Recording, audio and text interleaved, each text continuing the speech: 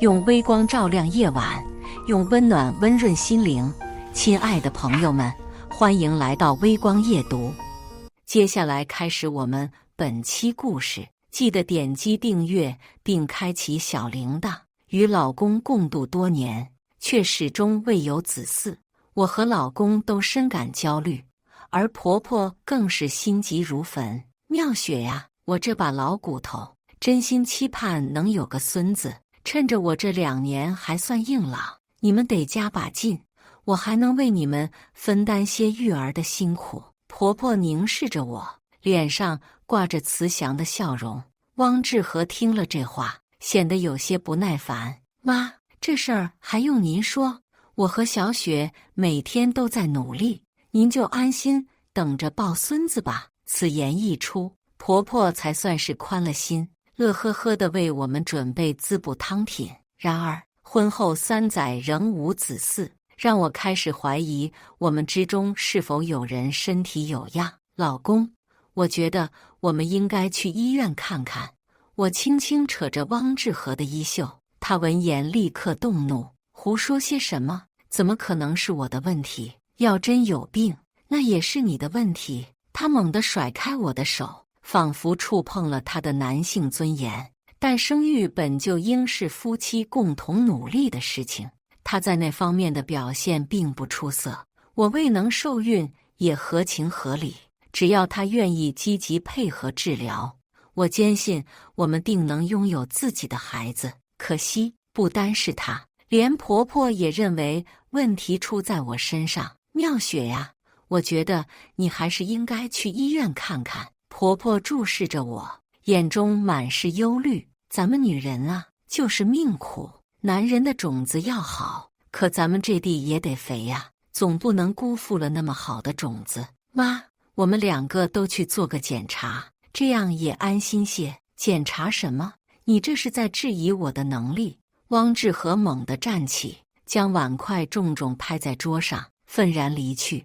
我自己先去了医院做了检查，结果显示一切正常。怀孕不是一个人的事情，我建议你老公也一起来检查，这样才能综合判断。这毕竟不是单方面的问题。好的，医生，我会劝他的。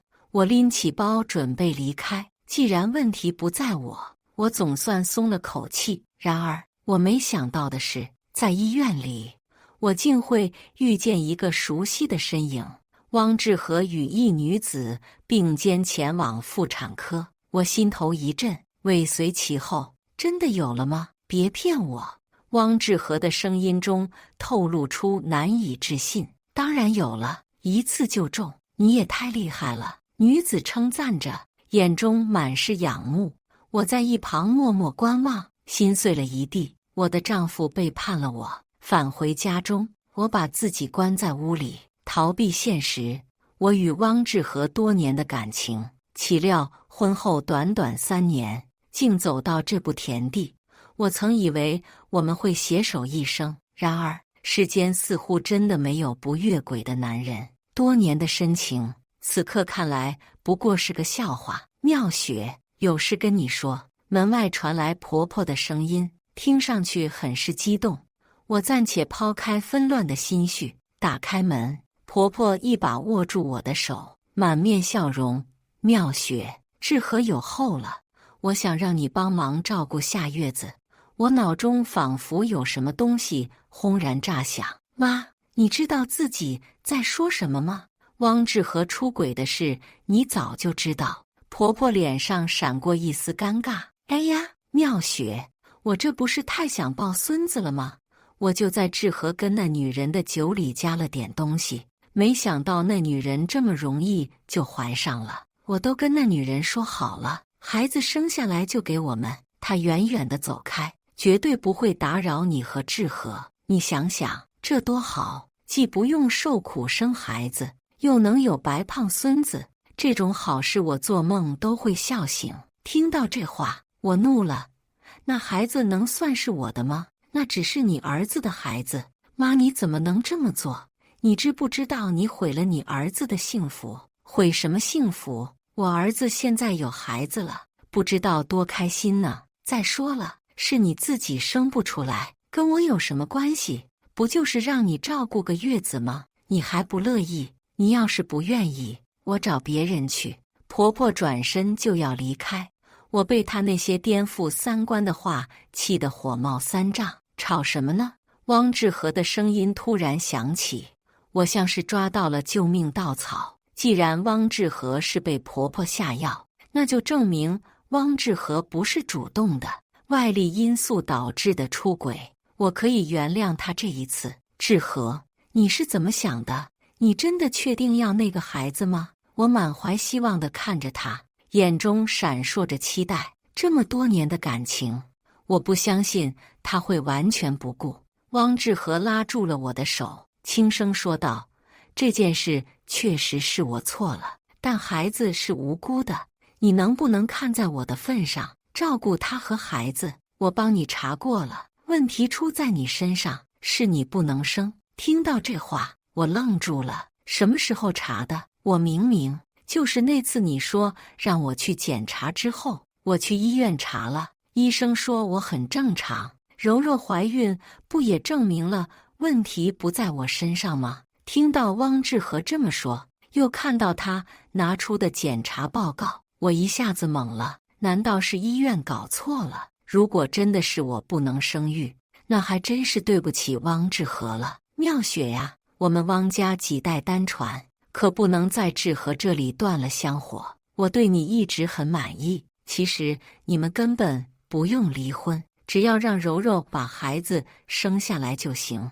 就这么点要求，你答应了吧？听到这话，我深吸一口气。那为什么是我去照顾她？妈身体不好，你的工作又比较轻松，而我需要避嫌，所以自然是你去照顾她。汪志和轻描淡写的把责任都推给了我。我冷笑一声，这可是跟你们有血缘关系的孩子，你们当然也得一起照顾。你怎么就听不懂人话呢？汪志和还想争执，却被婆婆拦住了。好了好了，我跟你一起照顾。就这样，白柔柔被接到了家里，我们对外宣称她是我的表妹。看到白柔柔的瞬间，我心口的无名之火熊熊燃起，但碍于情面，我还是没有发作。我不能生，错误在我。姐姐手艺真不错，饭菜这样可口，我都多吃了半碗饭呢。白柔柔糯唧唧的声音传，紧接着是婆婆的笑声：“来，这都是特地给你做的，你快吃，千万别饿着我大孙子。”汪志和倒是没说话，只是在一旁乖巧扒饭，想必是顾念了我的缘故。老婆，快来吃饭！我把最后一个汤盛出来，这才上桌。桌上的菜都已经被消灭得七七八八了，我的心顿时凉了一半。不好意思啊，姐姐，我刚怀孕，吃的比较多。你跟她道歉做什么？你是我们汪家的功臣。婆婆说着，又给她盛了一碗汤。汪志和直接抓住我的手，拉我起身，咱们出去吃。说完，不等婆婆开口，直接拉着我出了门。一路上，我们相看无言。我觉得我们的感情变质了，不再是以前那般了。但我不知道从何开口，也不想跟她靠近了。不管怎么说，她都碰了其他人，严格来说，她已经脏了。白柔柔在家里住了4个月，肚子才开始显怀。她对我的态度从一开始的客客气气，变成了吆五喝六，给我倒杯水，做饭去，衣服怎么还不给我洗？她说着，好像自己是公主，我是仆人一般。我实在忍不了，直接把衣服甩到她脸上，她立刻哭出了声：“呜呜，姐姐，你这是做什么呀？你不愿意就算了，干什么打我呀？”听到动静，婆婆立刻冲了过来，看着散落一地的衣服以及白柔柔，直接将矛头对准了我。原本以为你是个懂事的，没想到这么恶毒，想把柔柔肚子里的孩子打掉是不是？妈，你胡说什么呢？我只不过让她自食其力罢了。我白天要上班，晚上也需要休息。哼，我看你就是想害死我的孙子。你这种女人就活该生不出孩子。婆婆尖酸刻薄的声音传来，加上最近我工作上确实不顺利，我直接爆发。你们家做出这种恬不知耻的事情，难不成还想让别人对你言听计从？这孩子不是我的，是你们家的，他是死是活都不关我的事儿。清朝早就灭亡了，竟然还有你这种不知好歹的东西！他这种货色就是不要脸的小三儿，贱人，还想着让我伺候，做梦去吧！我直接将做好的饭扔到地上，碗筷全砸了，甚至连卧室里的东西都没放过。你疯了！婆婆在后面歇斯底里，但我已经听不见了。以后别再对我吆五喝六，你不是最喜欢这个女人？现在我退出，你们好好相处，什么意思？婆婆听到这话，瞬间慌了。我工资比汪志和高，这么多年一直都是我支撑着家里的开销。如果我走了，这一家三口不知道如何度日。等孩子出生，就是3个吃闲饭的，也不知道汪志和那点子工资够不够。我要离婚。当天晚上，我就搬出了那个家。我回了自己婚前全款买的小房子里，虽然不大，却是我的避风港。躺在床上，我回忆着这些年的点点滴滴。跟汪志和相处这么多年，我一直以为那就是一辈子，没想到竟然这么容易就积散了。什么狗屁感情，全都是假的。手机传来源源不断的手机铃声，我叹了口气，将手机关机，没必要再纠缠了。冷静了几天，我把全身心都投入到了工作，不用管他们家的糟心事儿。我果真效率提了上去。小雪，最近不打算要孩子吧？佩总看着我，一脸的试探。我深知要孩子对职场女性是致命打击。以前我确实想要给汪志和要个孩子，但是现在我想清楚了，什么都没有自己来的重要。我要离婚了，短时间内不考虑婚姻的事情，婚姻都不考虑，更别说孩子了。那好，这个项目就交给你负责，如果做得好，我提拔你做副总。听到这话，我眼前一亮。之前因为我把重心放在家庭上，公司一直都没给过我重要的单子，没想到一人独美是这种感觉。谢谢佩总。汪志和还在不停的电话轰炸，我想着早点把我们的事情办妥，约他在咖啡见面。这是我们第一次约会的地方，我想在这里开始，自然也要在这里结束。妙雪，你到底怎么回事啊？我给你打电话也不接，知不知道我很担心？汪志和看向我的眼神似乎真的夹杂着担忧，但更多的是算计。他对我的眼神已经回不到从前了。从前，他看我的眼神一直都是纯净带着光芒的。现在，呵呵，你妈应该把事情跟你说了吧？我要离婚。他面上有一瞬间的不自然，怎么好端端的要离婚呢？好端端，我冷笑。你哪里看到我们好端端了？是你们母子好端端，就连小三儿也登堂入室，对我吆五喝六。你觉得这是好端端？汪志和，嫁给你，真是我这辈子最后悔的事情。我没想到曾经的美好在传宗接代面前这么不堪一击。我一脸失望看着他，他似乎并没意识到什么不对。传宗接代本来就是我应该做的。是啊，那是你应该做的，但不是我应该做的。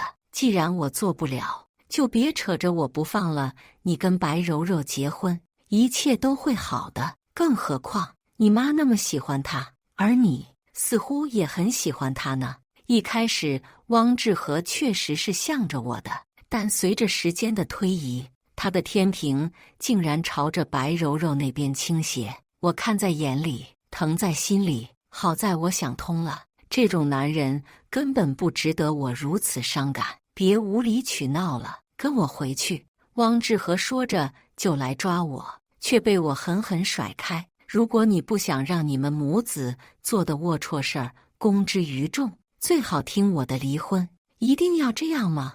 汪志和听到这话，失望地看着我。我妈说的不错，你果真不懂事。听到这话，我心口涌起酸涩。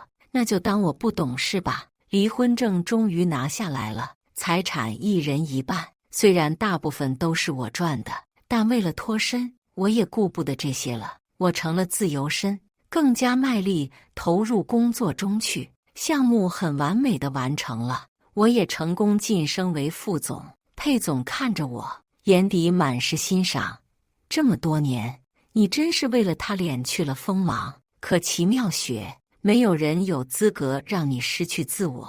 无论何时，你都是最耀眼的那颗星。他一眼不眨地看着我，深邃的眸子满是温柔。佩总真是个很有魅力的男人，如果他再年轻10岁，说不定我真的会把持不住。成了副总后，我有100万年薪，日子也渐渐好过了不少。很快我换了大房子，装修时候又看到了汪志和。汪志和似乎很憔悴，看向我的时候眼睛直接亮了，差点忘了，汪志和就是装修队的小工。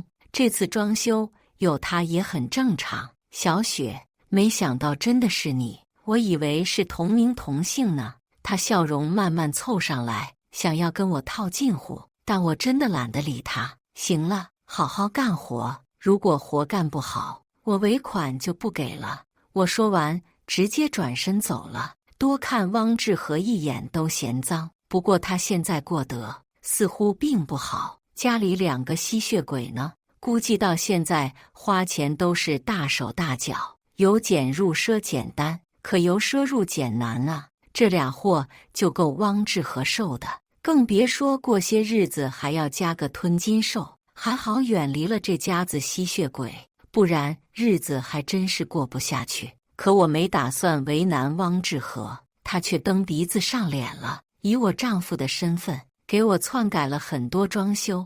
我知道这件事的时候，他还在死皮赖脸地解释：小雪，我知道你是嫌弃之前咱们住的房子太小了，你看我把洗手池跟浴霜的位置都改了，你选择的瓷砖也不好看，还是这款比较大气，还有马桶这个牌子明显更好。他喋喋不休地说着，直接把我原本的装修改得彻彻底底。首先，这个房子你没有出1分钱，其次，我们已经离婚了，还有，现在你的身份只是装修公司的其中之一，我是你的雇主，你应该听我的。汪志和听到这话，瞬间不乐意了。小雪，这话可就是你的不对了，我这都是为了你好，更何况这个房子咱们复婚之后我也是要住的，我参与装修怎么了？我也是一家之主啊。我被汪志和的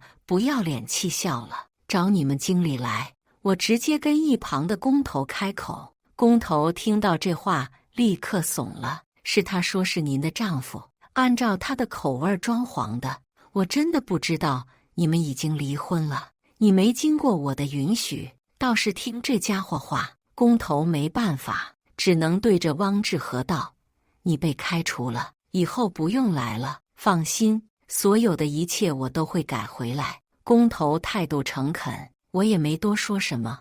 汪志和瞬间不乐意了：齐妙雪，我好心好意帮你，你不知道感恩也就算了，竟然还害我丢了工作，我不管，你要养我。我看了工头一眼，工头直接报警，将汪志和抓走了。切，什么玩意？我妈知道我跟汪志和离婚之后，直接找上了门，得知我的委屈，更是气不打一处来。你个傻丫头，怎么受了这么大的委屈也不晓得告诉妈妈呀？这不是不想让你担心吗？看到妈妈，我也红了眼眶。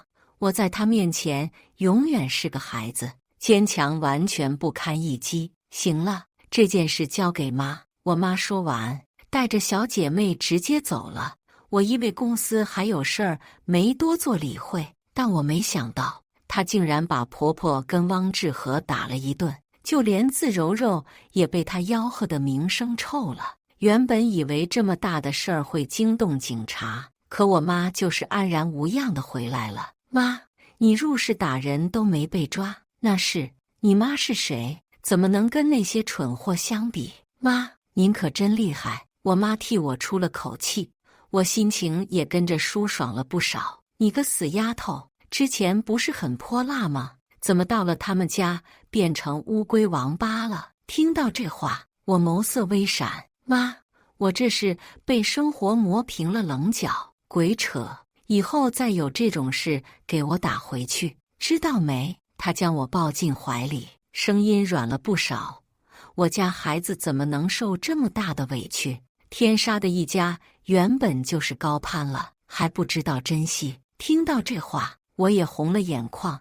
妈，因为我妈来了，所以装修的事情我也不用再费心。白天我上班，晚上就跟妈妈逛商场。之前我的钱都用来贴补汪家了，现在不一样，我可以全都拿出来给妈妈花。我给妈妈买了2个大金镯子，又加了条大金链子。妈妈笑得合不拢儿。我的乖女儿就是孝顺，跟妈妈相处了很多天，我妈还是不放心我的身体，带着我去大医院全面检查了一下。你这身体完全没问题，那问题就出在那小子身上。既然如此，那孩子究竟是谁的呢？我妈一句话让我们都陷入了沉思。妈，不管是谁的，咱们过好自己的日子就行。我温柔一笑，我妈看向我的视线也多了几分欣慰。不愧是妈妈的宝贝女儿，拿得起放下的。天底下有的是能生的好男人，找那个不能生的做什么？原本我是不想再结婚的，可妈妈一直说想给我找个依靠，我实在没办法，只能接受妈妈安排的相亲。餐厅里，我等待着相亲对象的到来，但我没想过，竟然是佩总。佩总这个人很有男人味儿，但已经50多岁了，跟我差20多岁。我妈这样乱点鸳鸯谱，良心真的不会痛吗？佩总，实在不好意思，我妈她，别误会，你的相亲对象不是我，是我干儿子。佩总笑了，话音刚落，一个穿着西装的男人走了过来。男人面容俊朗，整个人儒雅金贵，举手投足透着贵气，一看就不是池中之物。佩总，我这种跟他相亲是不是不大合适？有什么不合适的？你很优秀。佩贺州绰绰有余。听到这话，我这才不安地看向崔贺州。崔贺州看着我的笑容也十分坦荡。我听爸爸说起过你，你真的很优秀，是我喜欢的类型。没想到头一次相亲就这么顺利。很快，崔贺州就去我家提亲了。我妈那是100个愿意。好，只要你好好对我的女儿，这些虚的我都可以不要。我妈看着我，眼泪直流。放心吧，妈，我一定会好好照顾雪雪的。我们结婚了，婚后很幸福。我们在一个公司上班，她职位高于我，当然能力也很强。只要跟她在一起，我就很有安全感。很快，我怀孕了。得知这个消息后，佩总跟我妈都很高兴，我们2家欢聚一堂。崔贺州看着我也流下了眼泪。哭什么？不想要这个孩子？我见崔贺州这样，有些忍俊不禁。他紧紧抱着我，老婆，我没想过我娶了你之后还能有咱们的孩子。之前我妈为了试探他的真心，特地骗他说我不能生，没想到我非但能生，还这么快就怀上了。如果我是他，估计也会哭。崔贺州陪着我去产检，刚好遇到了孩子刚出生的汪家人。汪志和看着我的眼神都直了。钱婆婆抱着孩子，一脸嫌弃，看上去很不满意。你以后还得给我生个孙子，生个赔钱货算什么本事？你不知道我们因为这个赔钱货付出了多少。钱婆婆喋喋不休地说着，白柔柔也不让着她。你爱怎么说怎么说，反正我只生一个。你那个废物儿子现在连咱们2个都养不起，还想着我再生，真是笑话。两个人争吵着，似乎并没有看到我，我也懒得跟他们正面相对，正打算走，却被前夫拦住。他现在很憔悴，短短1年，苍老了不少，但看向我的眼神好像变了，变得更加澄澈了，好像回到了从前。可我们终究是有缘无分，身体不舒服。没有，我怀孕了，做产检。他瞳孔微缩，像是极力压制自己的情绪。听说你结婚了，你还好吗？我很好，老公很爱我，也很能赚钱，就连那方面都比你强，不会让我受委屈。听到这话，汪志和脸瞬间变成了猪肝色。你说什么？没什么，还是看好你自己的孩子吧。事实证明，是你不能生。我留下一句话，刚好看到崔贺州拿着化验结果出来，我笑着迎上去，独留汪志和原地凌乱，不知道他在想什么。听说他第一时间做了检查，结果显而易见，我们的孩子很健康。不仅如此，还是双胞胎。知道这个消息之后，我真的很开心，就连我的工作，崔贺州也一并帮我处理了，生怕我累着。哎呀，你就让我自己做些事情吧，我只是怀孕了，不是废人。手上的被子再一次被夺走，紧接着手里就多了杯温水。那可不行，你是我老婆，我得好好照顾你，万一受伤，我会很心疼的。我又不是玻璃做的，谁说不是？在我眼里你就是。崔贺州的声音不可置否。我听了这话也没再说什么，这甜蜜的负担也太重了。因为晚上崔贺州需要做2份工作，因此加班很晚，没办法，我只能先开车回家。刚下车就有一只大手捂住了我的嘴，紧接着我就没了意识。再次醒来的时候，我已经在原本的家里了，准确的来说是汪志和的家里。汪志和见我醒了，立刻凑了上来。你醒了，小雪。看着他胡子拉碴的脸，我闭了蹙眉头。每天醒来都是一张帅脸，乍然看到这么丑的脸，我还有些不适应。吓到你了？汪志和立刻起身去卫生间刮掉了胡子，再次出来，果真清爽了不少，但跟崔贺州还是没法比，还是我老公最帅。你想做什么？我看着他，十分冷静。他见我这样冷淡，像是被刺激到了一般，忙是上来拉住我的手。真的抱歉，小雪，当初是我被贱人迷惑，那孩子根本就不是我亲生的，我错了，我错了。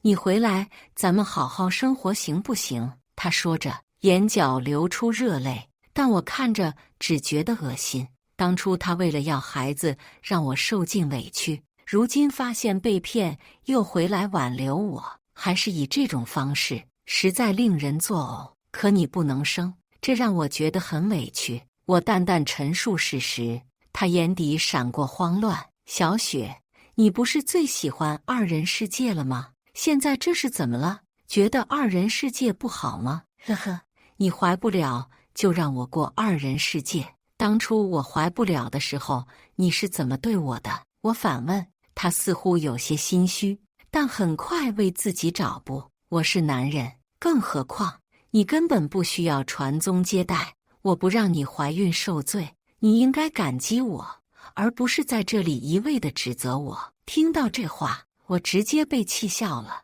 男人还有2套标准，双标算是被他玩明白了。我现在结婚了，咱们回不去了，更何况他很爱我，即便我不能生也能接受。你呢？你当初那么伤害我，现在还想让我接受，你不觉得你太自私了吗？听到这话，汪志和瞬间怒了。你觉得他比我好，你瞧不起我。他摸着我的衣领，眼底满是委屈。为什么？咱们7年的感情，7年，整整7年。齐妙雪，你的心是石头做的吗？你们2个认识不过半年而已，你不也是为了一个认识不到1个月的女人抛弃我了吗？怎么这些在我这里就行不通了呢？那不一样。汪志和眼泪甩出来，落在我的脸上。以前我或许会心疼，但现在我不会了。心疼他会倒霉的，没什么不一样。我平静回怼，他也不再说话，空气陷入了死一般的沉寂。总之，我不会放手的，无论什么时候，我都不会。我被关了起来，是汪志和做的。在那段时间，崔贺州曾试图找我，但他对这里的隐秘地下室一无所知。我只能无奈地看着他的背影渐行渐远。你看到了吗？你心目中的英雄，其实也不过如此，稍微一打发就走了。崔贺州离去后，汪志和得意洋洋地来到我面前炫耀。我沉默以对，眼神中透露出深深的沉寂。不论发生什么，我必须竭尽全力守护自己和腹中的小生命。你有了，是吧？怀着那家伙的骨肉，汪志和边说边突然向我伸出手来。我迅速抱紧自己，与他保持了一个安全的距离。你干嘛这么紧张？从某种意义上说，我也算是这孩子的父亲。汪志和微笑着，但那双眼睛却冷得吓人。我意识到他又要开始算计了。她怀孕的时间还不长，如果你真的想跟她在一起，那她肚子里的孩子可留不得。有她在，我总感觉膈应。这是钱婆婆的声音，她怨恨地看着我。当初你要是不走，我们也不会像现在这样。现在好了，带了别人的种，还得遭这份罪，何必呢？这不是什么别人的孩子，这是我与我丈夫的骨肉。你们这样做是违法的。为了保护孩子，我毫不犹豫地反驳。汪志和过去一直对法律心存敬畏，但现在他似乎对此无动于衷。违法？你是我的妻子，我处理我们自己的孩子，哪里违法了？他笑得令人毛骨悚然。是夜，他强行带我到了一家无良诊所。当我躺在手术台上，心中充满了恐惧。幸运的是，手术室位于1楼。我奋力挣脱束缚，从手术台上跳下，抄起椅子砸碎了窗户玻璃，纵身从窗户跳下，肚子一阵剧痛。我躺在地上，疼痛让我几乎失去了意识。然而，我心中却充满了庆幸，孩子还在。我强忍着疼痛，挣扎着爬起，踉跄着逃离了那个恐怖的地方。我知道，我不能停下来，我必须保护自己和孩子。在夜色中，我跌跌撞撞地走着，直到看到一家24小时营业的药店。我几乎是爬进去的，用最后的力气求助于店员。店员被我的样子吓了一跳，连忙帮我拨打了急救电话。很快，我被送进了医院。医生检查后发现，我虽然没有流产，但动了胎气，需要住院观察。我躺在病床上，心中充满了恐惧和后怕。但我知道，我不能就这样倒下，我还有孩子要保护。在医院的日子里，崔贺州一直陪在我身边，他照顾我，安慰我，给我力量。在他的陪伴下，我渐渐恢复了健康，而我们的孩子也在我的肚子里健康成长着。出院后，我和崔贺州回到了家。我看着他忙碌的身影，心中充满了感激和幸福。我知道，我找到了一个真正爱我、愿意和我一起面对风雨的人。不久后，我们的孩子出生了，是一对健康的双胞胎男孩。看着孩子们可爱的模样，我和崔贺州都流下了幸福的泪水。而汪志和那边，因为涉嫌非法拘禁和强迫堕胎未遂等罪名被警方逮捕，他的母亲也因为参与其中而被牵连。他们的报应来得如此之快，让我既惊讶又庆幸。我庆幸自己逃离了那个恐怖的家庭，庆幸自己遇到了崔贺州这么好的人。我知道未来的路还很长，但只要有崔贺州和孩子们在身边，我就有信心面对一切。我们的生活渐渐步入了正轨。我和崔贺州一起工作，一起照顾孩子们，一起规划着我们的未来。我知道，这就是我想要的生活，简单、幸福，充满爱。而汪志和和他的母亲，他们再也没有机会伤害到我和孩子们了。这对我来说是最好的结局。就这样，我和崔贺州以及我们的孩子们一起过上了幸福美满的生活，而那些曾经想要伤害我们的人，也得到了应有的惩罚。这一切都让我更加珍惜眼前的幸福时光，因为我知道这一切来之不易。故事完，接下来是我们本期第2个故事，记得点击订阅并开启小铃铛。不久前，我在老公车里发现了一个丝绒盒子，打开发现里面是一对精致的钻石耳坠。我本以为那是送给我的礼物。几天后，一个女孩儿带着这对耳坠出现在我的面试现场，她手里还提着一个 LV 的包，包上有道细微的划痕。我对着这个女孩点头，恭喜你面试通过了。作为公司总裁，这种面试的事情我很少问，可是这次招聘，我竟然留下江新月。公司的一些员工对此大为不解，一些人猜测江新月肯定是背景深厚，不怪他们有如此猜测。是江新月普通本科学历，竟然被我当场录取。对于公司流言，我放话说是江新月看着顺眼，员工们不敢再议论。江新月入职半天，就和周围人搞好了关系。他会说话，脸蛋好看，身材也好，把一些男员工的眼都看直了。一个员工讲了一个笑话，江新月笑得花枝乱颤，耳朵上戴的钻石耳坠让我的双眼刺痛。今年情人节之前，我的车坏了，开了老公的车。开车的时候，我无意间在老公宋晓东的车上发现一个丝绒礼盒，打开一看，里面是一对精致的钻石耳坠。自从我满了30之后，我就对珍珠饰品爱不释手，对于钻石宝石类的饰品早就不感冒了。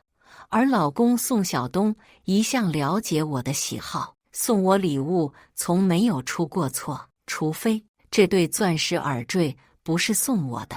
情人节当天，宋晓东把我约到空中花园餐厅，在牛排送上来前，他掏出一个4方的蓝色丝绒礼盒，缓缓打开，是一条价值不菲的粉色珍珠项链。老婆，喜欢吗？看着宋晓东自信的神情，我攥紧了拳头，长长的指甲抠进肉里，才没有把红酒泼到他脸上。结婚6年，我一直认为自己婚姻幸福美满，没想到现实给了我当头一棒。此时此刻，脑海里回忆起了很多不曾留意过的细节，如宋晓东开始背着我打电话，如宋晓东突然开始对手机看得比较紧。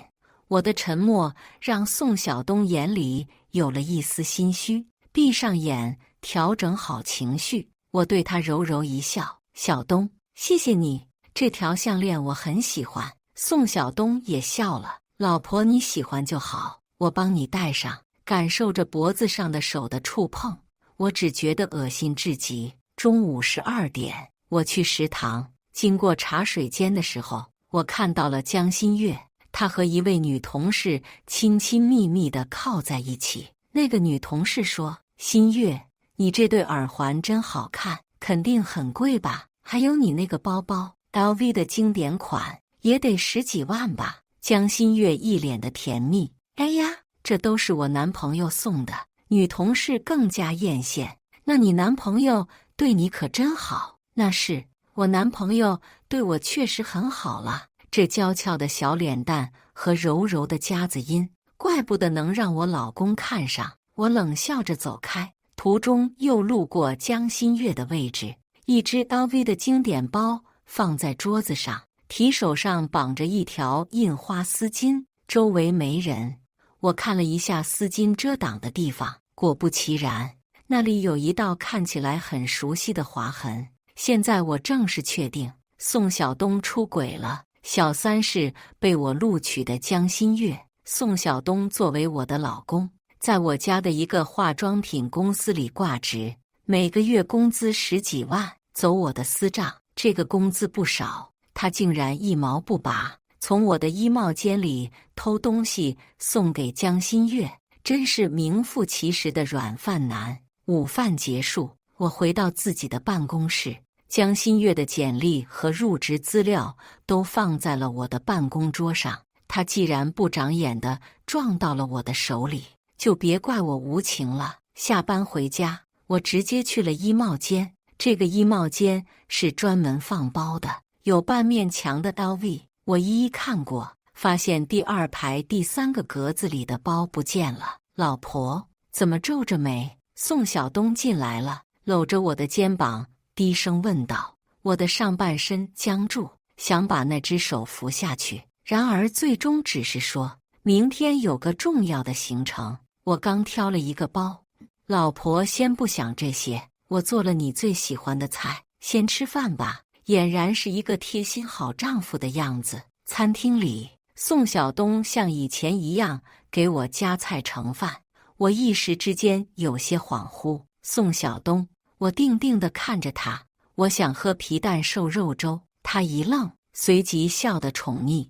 老婆想吃，我现在就去给你做。立马起身，老婆你先吃这些垫垫肚子。我笑了下，谢谢老公。他一进厨房，我就拿过了他的手机，解开密码后，我打开了微信，仔细查看后，发现没有任何异常。然后我点开了微信，设置切换账号，果然他还有另外一个微信号。这个微信号里只有一个联系人，这个人的头像正是江新月的自拍照，昵称是新月与你。点进去一看，两个人的聊天记录里都是一些露骨的照片。最新一张是江新月酥胸暴露的自拍照，耳朵上戴着那对钻石耳坠。老公，谢谢你送我的礼物，人家真的好喜欢。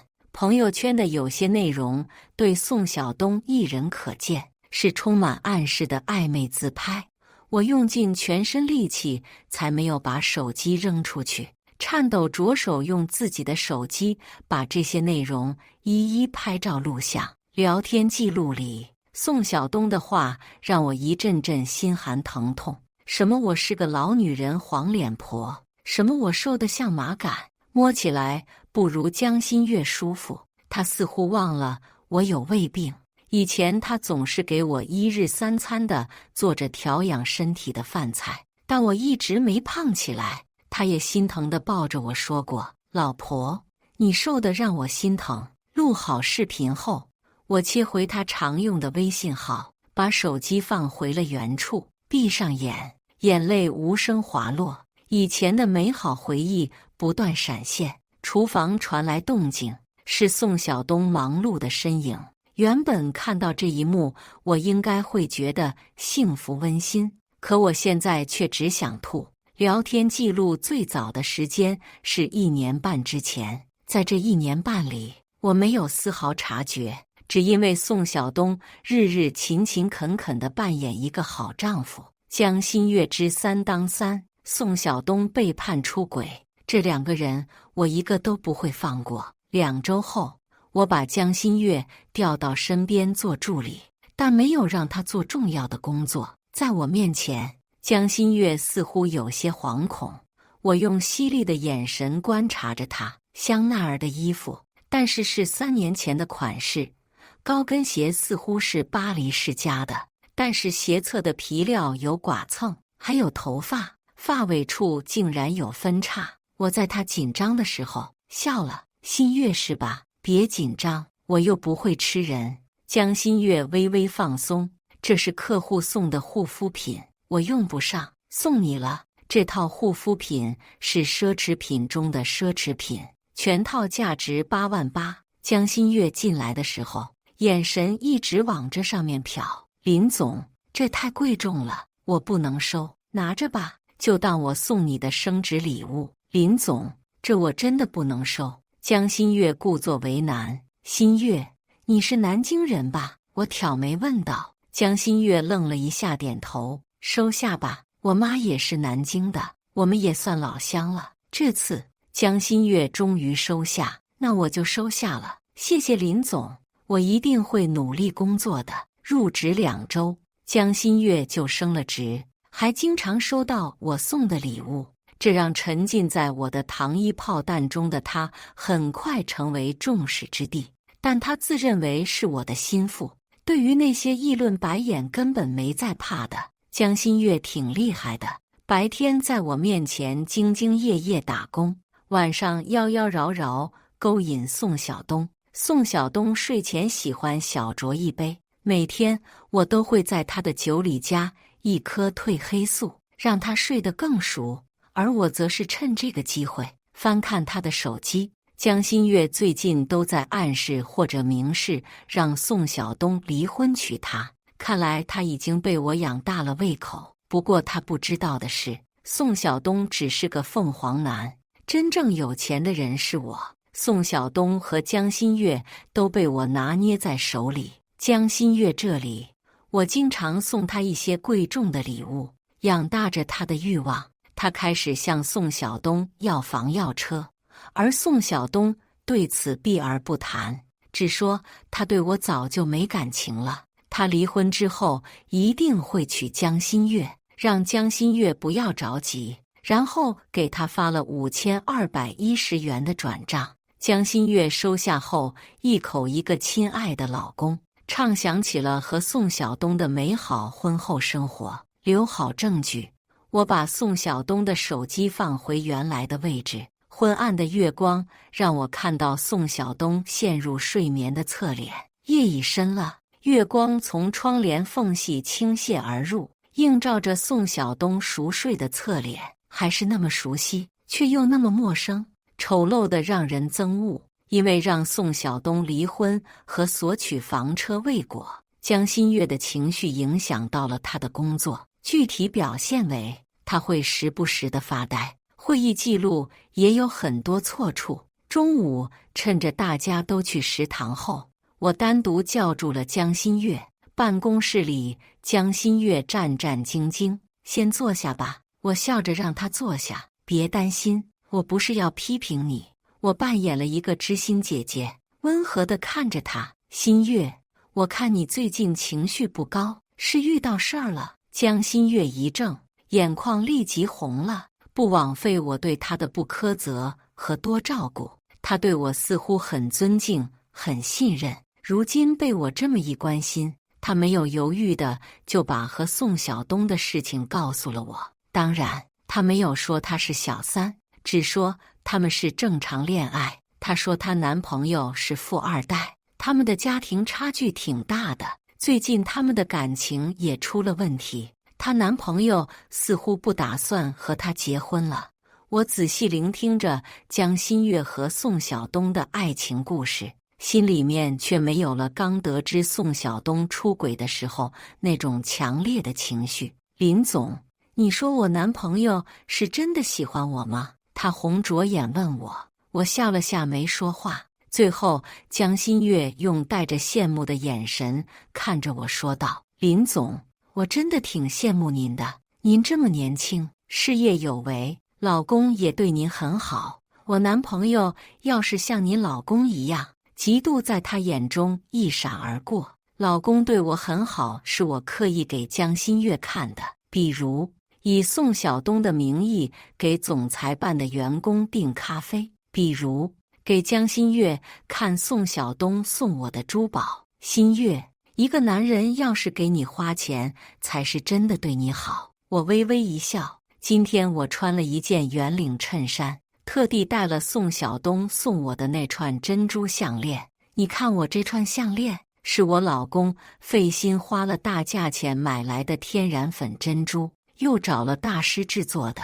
江新月的目光落到了我的脖颈上。新月，你别怪我说话直，你经常拿的那个 LV 的包，听说是你男朋友送的。江新月点头。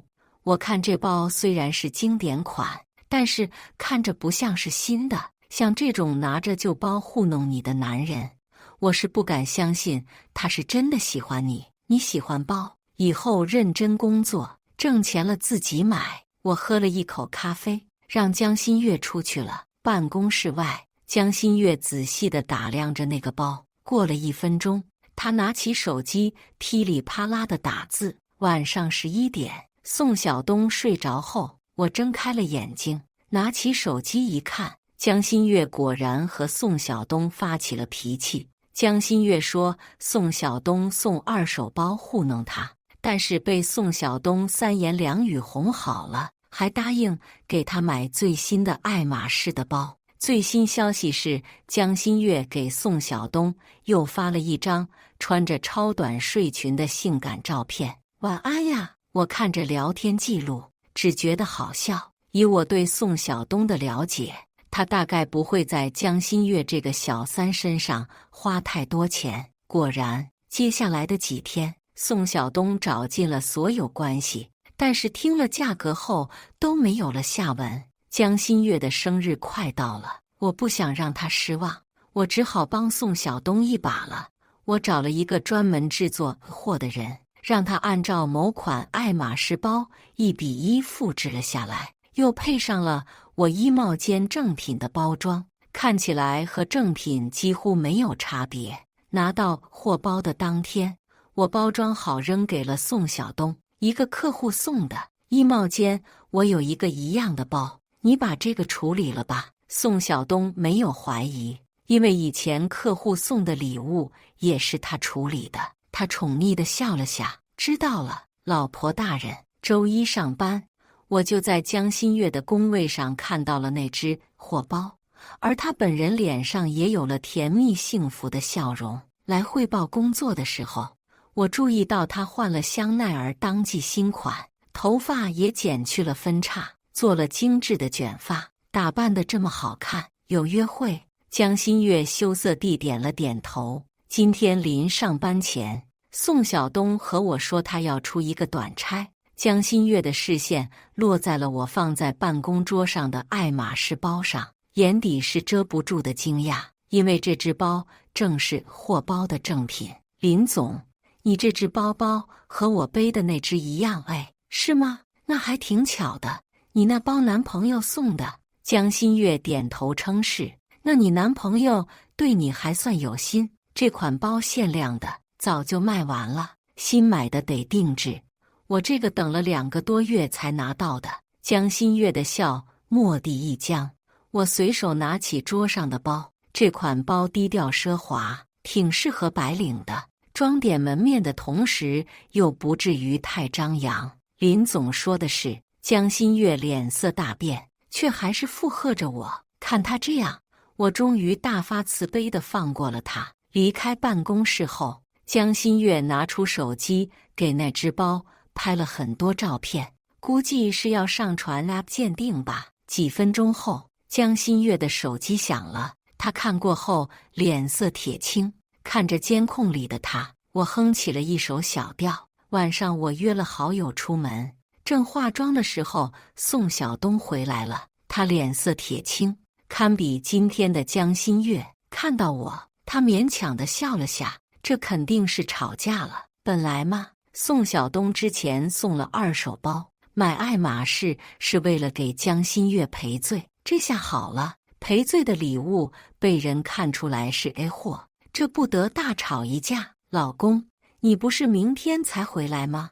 我看到宋晓东佯装惊讶，你不是去出差了？怎么那么快就回来了？因为今天和闺蜜约好了。我化了精致的全妆，宋晓东的眼中闪过一丝惊艳。当然是想你了。宋晓东从背后抱住我，宁宁打扮得这么好看，是要出门。我从镜子里望着宋晓东，觉得好像从来没有认识过他。宋晓东家境不算好，但那张脸长得是真诱人。当初他追了我1个多月，我就同意了。爸妈曾经说过，结婚要门当户对。宋晓东家里没钱，以后我们婚姻要出问题的。当时我没有听爸妈的劝，和宋晓东甜蜜交往。大学毕业后就结婚了。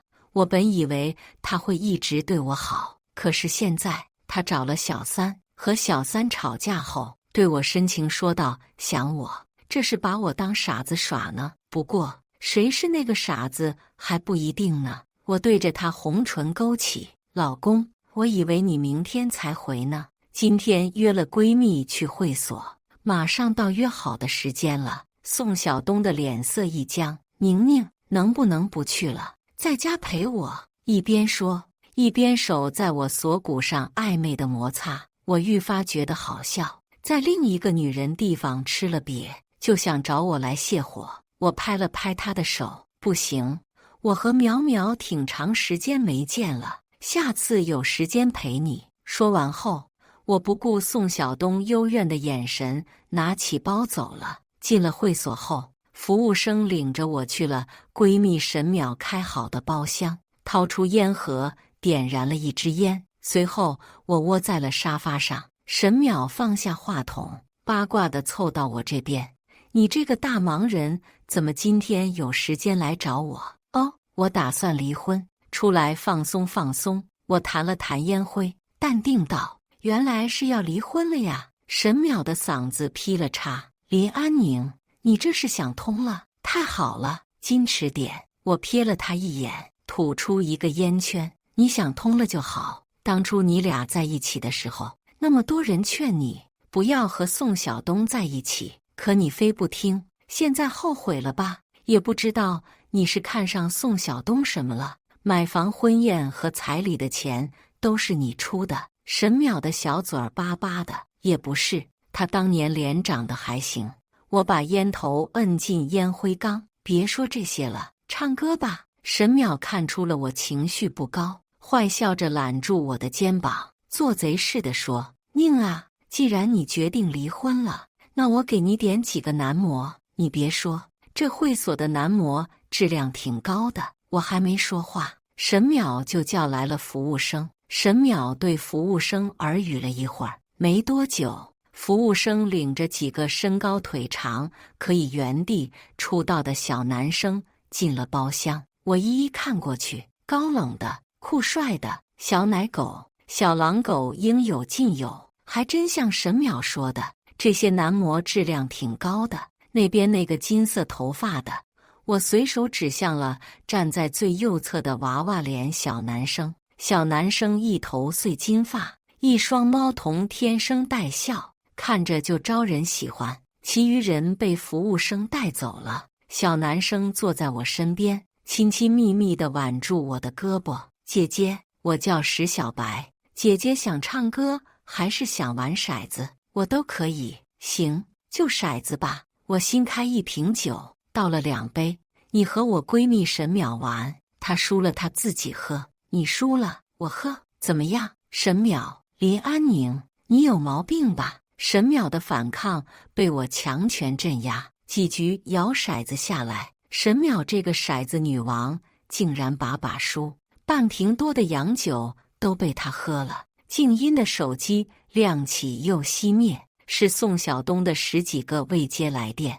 微信上了也发来了很多条消息，看了下时间，凌晨1点多。被酒意占领的脑袋清醒了一点，我拿起包看向沈淼，1点多了，今天就到这里吧，这就走了，都要离婚了，就别回去了呗，去我家吧。沈淼笑道：好。走到停车场，才发现石小白一直跟在后边。姐姐，你还会来吗？石小白眼中带着一丝无辜，能不能加个微信呀？一缕风吹来，我的眼神又清醒一些。叫什么来着？我露出一个微笑。石小白，好，微信先不加，这是我的名片，明天给我电话。他接过名片，眼中似乎有不解。放心，不会卖了你的，我安抚道。上车时，我突然听到不远处传来一道耳熟的声音：宁宁。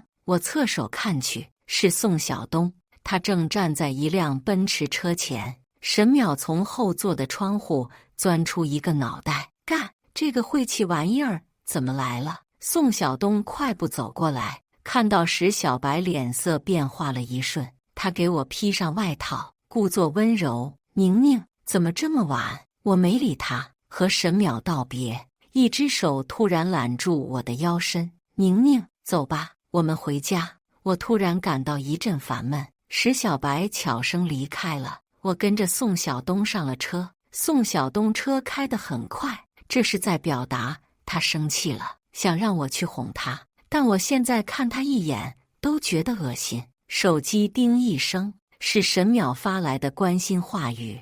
他担心我和宋晓东吵架。别担心，他不敢。和我吵架的后果他承担不起。宋晓东目前所拥有的一切都是我给的，他不敢和我吵架。回家后，我带着浴袍去了浴室，宋晓东也跟着进来。浴室里水汽缭绕，宋晓东暧昧地环住我的腰：“老公，今天很晚了，我有点累，明天还要上班呢。”我把之前他对我说过的话还给了他。宋晓东颓然地离开浴室，我锁上门泡了花瓣浴。第二天一早，江新月上班请假了，他给我发来了视频。视频里的他眼底有些青黑，脸色也憔悴非常，看起来是大醉一场。他给我道歉，说自己以后一定会认真工作，希望我原谅他。他的模样看起来惹人怜爱，但这还不能让我满意。我没有批评他，只是用温和的语气让他注意身体，在家里好好休息2天。江新月眼尾微红地给我道谢。2天后，他回到了工位上，背的还是那只 LV 的包。短短2天，他积累的工作就很多了。办公桌上放了几摞需要处理的文件。我虽然批了他假期，但该做的工作并没有其他人可以交接。江新月快要崩溃了。2天前，他和宋晓东在约好的酒店里大吵一架，晚上他们又在微信上吵了一架。这2次争吵让江新月身心俱疲，濒临崩溃。宋晓东对他进行了冷暴力，而我也给他安排了许多工作，他只能加班。3天后，江新月心里崩溃，主动向宋晓东求和。宋晓东同意，但2个人不像从前那般甜蜜了。这时，我又增加了江新月的工作量，江新月再次崩溃，趁着无人的时候哭得2眼通红。他试着对以前要好的同事诉说，但那些同事只觉得他无病呻吟。我看着监控里的他，嘴角露出一丝满意的笑。几天后，我把一封邀请函递到他眼前：“新月，最近工作辛苦了，你的工作让新来的实习生做，这周末跟我去参加一个晚会。”江新月暗淡夹着红血丝的眼睛瞬间亮了起来。这场晚会是一场慈善募捐的晚会，是市长夫人主办的，到时候来的各界人士都有，比如商圈的、娱乐圈的，甚至是政圈的，都有人出席。这对于江新月来说是个绝佳的好机会，因此接过邀请函的江新月露出一个志在必得的笑容。这种级别的晚会不是随便谁拿着邀请函就可以进的，主办方有一个名单，只有名单上的人拿着邀请函才可以进。江新月不在上面，自然而然地被拦了下来。他今天斥巨资找了造型团队做了造型，为的就是吸引有钱人。被拦下来后，他给我打了数个电话。我举着红酒对某位老总敬了一下，然后笑着把手机关机。半个小时后，打扮精致的江新月款步走到我上边，他和我说了自己被拦下，说了给我打电话没人接。呀，新月，不好意思，我忘了让他们加上你的名字了。说着，我拿起手机，怎么手机关机了？外面的安保没有为难你吧？也没有。江新月的脸突然红了。江总，是一位来参加晚会的男士带着我进来的。真的？那你可要好好谢谢人家。拍卖会开始前，江心月穿过人群，走到了那名好心男士的身边。好心的男士穿着一身定制的手工西装，手表等配饰都是奢侈品。两个人看起来交谈甚欢。拍卖开始了，我举牌花了50万拍下一对珍珠耳坠。这对珍珠耳坠小巧精致，我嘴角的笑意加深了几分。晚会结束，第二天，江心月精神无比地上班，同时她透露自己交了新男友。这个新男朋友不是富二代，是自己开公司的董事长，比前男友更有钱。江心月开始在朋友圈频繁秀恩爱，晒了许多新男友送的昂贵的奢侈品礼物，众人人前羡慕，人后议论，纷纷猜测江心月又傍上了大款。一天上班，江心月换了新包，爱马仕最新款。听说她的新男朋友比宋晓东年轻帅气，还舍得为她花钱。最重要的是，新男友单身，她更容易嫁入豪门。两人感情发展迅猛，不过几天便如胶似漆。又过了一段时间，她向宋晓东提出了分手。这天，宋晓东上了1个多小时的厕所，1个多小时后，他从厕所出来，神情疲惫。我装作惊讶，抚摸他的后颈。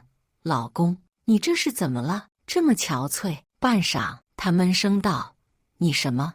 我只是突然发现自己好爱你。有多爱？是被小三抛弃，回归家庭的爱。我笑了。老公，我也爱你。深夜，宋晓东又陷入沉睡。我拿起了他的手机。江心月提出分手后，宋晓东给他发了很多消息，想要返回。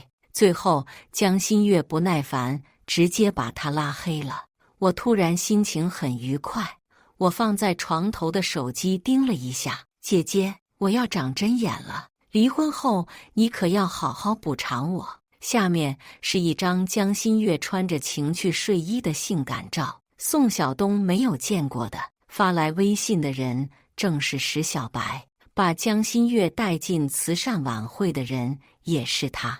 他是我专门为江心月一手打造出来的。和江心月在一起的这段时间，他的一切吃穿住行给江心月转的钱送的礼物，都是我出的钱。江心月轻易地上钩了，和宋晓东提了分手。不过这些钱和东西不会白白给了江心月，还是可以拿回来的。不错，可以消失了。回复了他之后，我将他发来的照片保存了下来。好戏才刚刚开始，石小白消失在了江心月的生活中。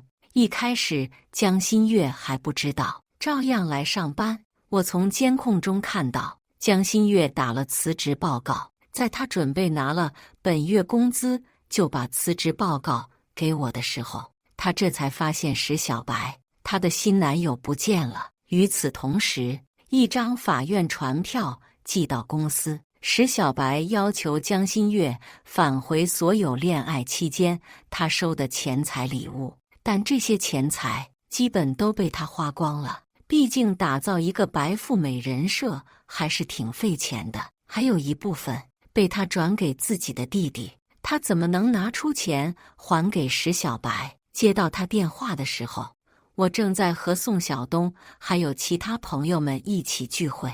也许是因为江心月让他受挫了，这段时间宋晓东除了上班，对我到了寸步不离的地步。虽然厌恶宋晓东，但好戏还没唱完，我还得忍着恶心应付他。确认出轨的当天，我就先让律师清算了他名下的钱财和不动产。宋晓东出轨还签了婚前协议上，我默然地听着江心月哭诉自己遇到了渣男，还被渣男欠下了巨额贷款，并且这个渣男还让他还钱，人挺惨的。但我只想笑。江心月睁着一双红彤彤的眼睛问我：林总，你说怎么嫁入豪门容易一点？心月，听我一句劝，豪门水深，女孩子自己做女强人多好， 1周后你就要转正了，到时候我给你开1个月3万的工资，这个价格刚好够他还每个月的贷款，1毛钱余额都不会剩下。江心月自然是不满的，但他不会在我面前表露。我迫不及待地想看他的凄惨下场，只能再给他一把火了。江心月父母双亡，只有1个弟弟。他这个弟弟小年纪就混了社会，更学会了黄赌毒。江心月给了这个弟弟很多钱，但远远不够。他弟弟为了黄赌毒欠下了高利贷，目前正在躲债。我让人给高利贷透露了他躲藏的地方，高利贷的人很快就找到了人。当天下午，江心月收到了一个视频，视频里的人戴着面具，让江心月还钱，否则剁了他弟弟的手。江心月神情慌乱地来找我请假，我直接批了。1个小时后，放在宋晓东身边的眼线给我发来一个视频，江心月在宋晓东的公司门口拦下了他的车。视频是偷拍的，镜头有些抖动，但我可以清晰地看到江心月声嘶力竭地拍打着宋晓东的车窗，他哭得令人同情。而宋晓东这个被江心月伤过心的人，对他没有丝毫理会，没有一点要下车的迹象。我太了解宋晓东了，他表面看起来阳光温和，实际心底深处自卑感极重。江心月为了钱离开他，又为了钱和他复合，简直是戳了他的肺管子。视频最后，江心月瘫坐在地，被保安拖着离开。宋晓东也是真的狠心，但他不如江心月。眼看着宋晓东不理会他，他找上了我。当然，他找的是宋晓东的妻子，而不是林总。江心月这个蠢货，到现在都没有发现我和宋晓东的关系。他曾经和宋晓东互称真爱，但一个没有给真爱说过自己在哪里工作，一个没有问过真爱在哪里工作，这算什么真爱？不过是钱与欲罢了。我有2个手机，一个私人用的，一个工作用的。视频期限的最后一天，一张彩信照片发到了我的私人手机上，是一张 B 超，怀孕时间已经有了2个多月。那个时候他们过得还算甜蜜。我是你老公的女人，下午2点，南桥咖啡馆，贷50万，我就打了这个孩子。江心月被逼急了，为了和他弟弟还高利贷，想出了敲诈勒索的方式。我没有回复，他又发来了和宋晓东的聊天记录。下午1点之前，我给宋晓东送了一个匿名信封，这是石小白给我发的江心月的性感照片。那天江心月勾着石小白去开房，石小白拍下照片后，找理由离开了酒店，没有发生关系。之后那个照片就被他发给了我。我可不信江心月怀孕了，但宋晓东说不定会信，这不现在照片就派上了用场。1点半的时候，眼线来报，宋晓东慌慌张张地离开了公司。我看着镜子里红唇黑发的自己，笑了下，去衣帽间换了一条裙子。戏要结局了，我自然要打扮得漂漂亮亮的去看。我到南桥咖啡馆的时候，宋晓东似乎正要离开，江心月死死攥着他的胳膊，脸色阴沉。宋晓东，我怀孕了，这是你的孩子。江心月，宋晓东将信封里的照片扬起，你这个贱人，想让老子当冤大头，做梦！宋晓东，你要是不给我50万，我就把你出轨的事情告诉你老婆。我慢悠悠地出场，胳膊上挂着一只爱马仕包，和那只他曾经收到货的货包同样的款式。找我，我笑眯眯道。背对我的宋晓东身体一僵，不敢回头，而江心月则露出了不可置信的眼神。过了几秒，江心月的表情迅速变化，最后反应过来，脸色惨白。是你，林安宁，是你，你早就知道了。我要杀了你这个贱人！”他红着眼向我冲过来，被宋晓东眼疾手快地拦住。咖啡馆进了2名警察，控制住江新月。“你好，我们接到报警，有人说你敲诈勒索。”他脸色灰败地被警察带走。1个月后，我离婚了，走出民政局，我露出一个久违的轻松笑容，手被人牵住，我稍一侧头，石小白，不，石玉白对着我龇牙乐。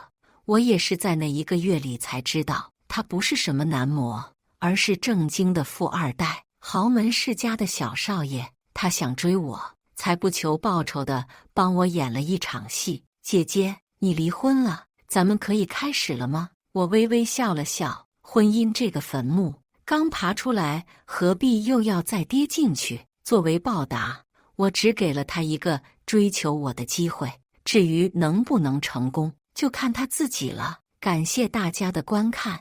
本期影片大家觉得是第1个故事精彩，还是第2个故事精彩呢？欢迎大家在下方评论区讨论。如果你喜欢这类故事，记得点击订阅微光夜读，并分享给更多的人，这会对我帮助很大。再次感谢大家的观看。